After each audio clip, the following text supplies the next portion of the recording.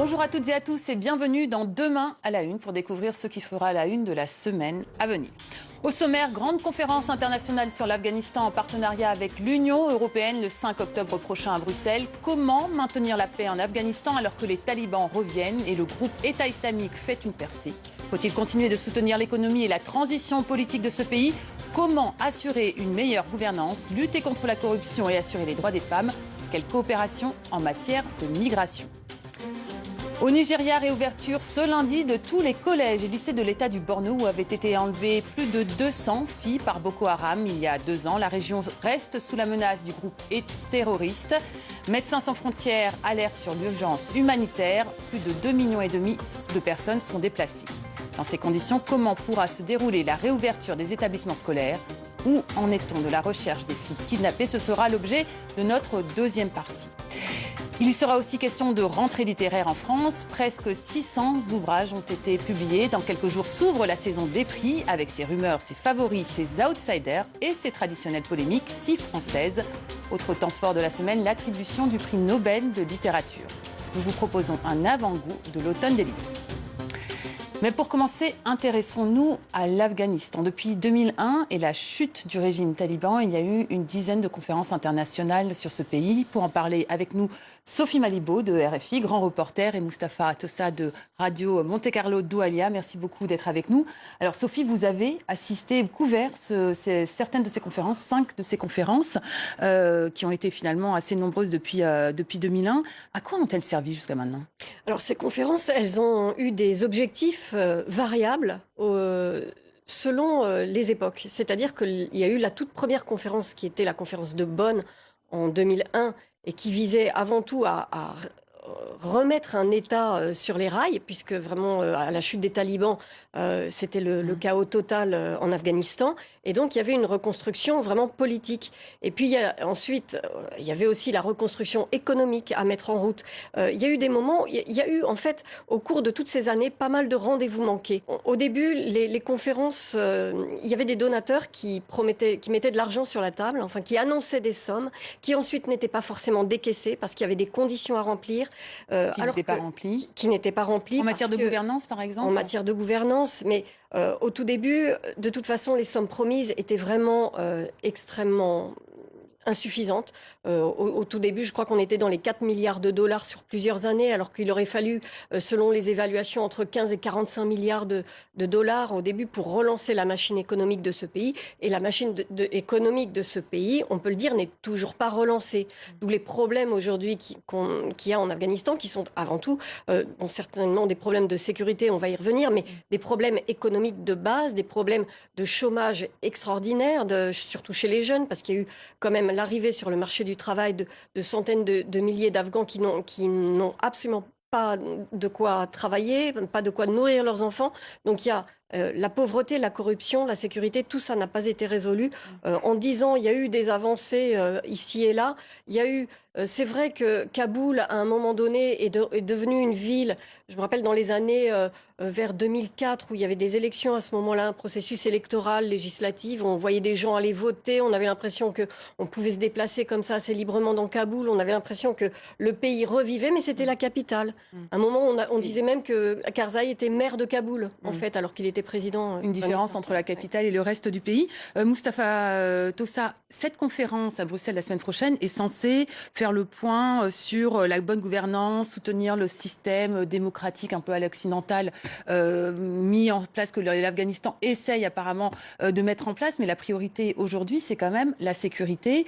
Il y a les talibans, évidemment. Il y a l'organisation d'État islamique qui est en train de faire une percée. Il y a en même temps des accords de paix qui sont en train d'être mis en place, y compris avec des groupes insurgés extrêmement mal vus par l'Occident. Où est-ce qu'on en est en termes de sécurité? En termes de sécurité, l'Afghanistan est toujours un pays instable. Le mouvement des talibans est toujours actif. C'est vrai qu'il a été affaibli par les frappes américaines. Récemment, les Américains ont tué le mullah Mansour, qui a été remplacé par quelqu'un d'autre. Frappe américaine qui tue des civils aussi, qui alimente la machine à fournir des victimes, notamment. Donc, les talibans sont toujours là, présents. Ils ont failli récemment avoir une grande ville comme Kunduz. Donc, l'armée afghane, avec l'aide des Américains, n'a toujours pas réussi à éradiquer, entre guillemets, réprimer les talibans qui sont toujours actifs avec de temps en temps l'aide des Pakistanais. Et bien sûr, il y a l'épouvantail, la menace État islamique, l'État islamique qui est en train de se repositionner, de se redéployer, de profiter de ce terreau de colère contre les Occidentaux pour s'implanter en Afghanistan. Mais parallèlement à ça, il y a une dynamique politique. Il y a une dynamique politique qui est à l'œuvre. Le nouveau président afghan, Ashraf Ghani, a lancé un processus de réconciliation nationale. L'événement majeur. Il fait la paix aussi avec d'autres groupes, justement. Voilà, l'événement majeur, c'est la signature d'un accord de paix avec Gulbuddin Hekmatyar, que tout le monde qualifie de boucher de Kaboul, alors qui est à la tête du Hizb al-Islami, le parti islamiste. Alors, bien sûr, cette performance... Est-ce que l'Europe, est-ce que les Occidentaux soutiennent ce processus de paix avec des groupes qui... Moi, je crois qu'à partir du moment où il y a une dynamique politique qui est à l'œuvre, qui vise à intégrer les factions armées, même les talibans, il est demandé, même les Occidentaux, les Européens demandent au gouvernement d'essayer d'intégrer les seigneurs de la guerre, les talibans, au sein du jeu politique afghan, pour justement faire baisser la tension, faire baisser l'instabilité et faire baisser l'insécurité. Peu importe qui rentre dans ce jeu, l'essentiel, c'est que le jeu politique puisse englober ces seigneurs de la guerre, même les talibans. Il est demandé, d'ailleurs, on a lu plusieurs analyses du département d'État et d'un certain nombre de cercles politiques et sécuritaires en Europe. Il est question de tendre la main aux talibans pour essayer de les intégrer dans le jeu politique afghan. On estime que c'est la meilleure manière de les désarmer et de ne pas les laisser dominer un certain nombre de régions et surtout de couper l'herbe sous les pieds à l'État islamique qui essaie de retrouver une seconde jeunesse en Afghanistan. Sauf que les talibans, eux, n'y voient pas encore leur intérêt parce qu'ils sont un petit peu en position de force. Donc ils ne répondent pas. L'organisation d'État islamique est émergent pour l'instant. Elle est surtout dans l'est du pays et dans la province de Nangarhar. Ils ont quand même... Donc, il y a eu des combats. D'ailleurs, les talibans se sont battus. Il y avait d'un côté les forces gouvernementales et les talibans contre l'État islamique dans le Nangarhar, dans l'est du pays. Ils ont réussi à les réduire un petit peu, mais ils sont quand même bien implantés. Et ce qui est très intéressant, c'est la raison pour laquelle ils ont réussi à s'implanter. C'est qu'en fait, le gouvernement, malgré tout, n'avait absolument pas de contrôle sur cette province. Et les talibans non plus. Les talibans, il y avait tellement de groupes insurgés différents qui se battent entre eux que ça a ouvert la voie à l'État islamique qui a réussi à s'implanter dans cette zone. Alors pour en revenir quand même à la conférence de Bruxelles où des Occidentaux seront là pour discuter de la façon de soutenir le gouvernement afghan, jusqu'où les Européens notamment sont prêts à aller. Ils demandent des comptes en même temps parce qu'il y a eu beaucoup de corruption, les aides ont été détournées et rapidement, si on peut aussi parler du droit des femmes parce que c'est un thème qui est récurrent. C'est l'objet d'ailleurs d'une des conférences en marge de la conférence. En fait, l'enjeu du sommet européen sur l'Afghanistan du 5 octobre, c'est on a une présidence afghane qui vient proposer, dire qu'elle est capable de stabiliser, qu'elle est capable d'initier un processus de stabilisation de l'Afghanistan et que elle mérite et l'aide économique et l'aide politique. Parce que en fait, c'est une conférence de donateurs. C'est peut-être la énième des conférences de donateurs, mais celle-là est très importante parce qu'elle va être au chevet d'un processus politique, d'un début de processus politique. Maintenant, est-ce que les Européens vont miser à fond sur Ashraf Ghani et le pousser à établir des connexions et des relations et des négociations avec les chefs du Taliban? Ça, c'est tout l'enjeu de la prochaine séquence afghane. Il y a aussi un dossier qui s'invite à cette conférence qui n'était pas présent lors des précédentes conférences, c'est celui des réfugiés, des migrants afghans qui sont quand même extrêmement nombreux. Je crois qu'il y en a eu à peu près 200 000, plus de 200 000, 209 000 l'an passé.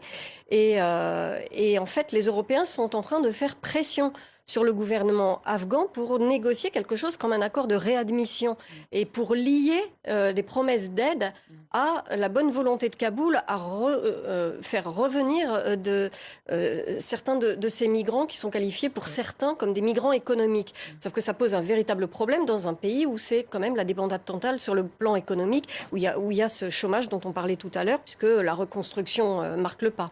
Très rapidement. Alors, justement, l'Afghanistan est un des pays les plus producteurs de migrants pour l'Europe. La nationalité afghane vient en 3e position de tous les demandeurs d'asile en Europe. Justement, l'enjeu pour cette conférence... Après les Syriens, les Érythréens... Voilà. Et donc, on parle beaucoup de Syriens, mais en fait, les Afghans sont en masse, ils viennent en masse, et ils viennent par la porte grecque et la porte turque pour entrer en Europe. Donc, l'enjeu aussi de cette conférence, c'est d'essayer de donner espoir à ces populations pour pouvoir rester, ne pas penser uniquement à l'exil, ne pas penser uniquement à l'Eldorado européen, et de leur donner donner des raisons de rester, de se stabiliser sur leur pays. Mustapha Tossa, Sophie Malibo, merci beaucoup. On pourra suivre évidemment cette conférence sur notre antenne. Il y aura de nombreux reportages et des envoyés spéciaux. Voilà, c'est la fin de cette première partie. On fait une courte pause pour faire un point sur l'actualité.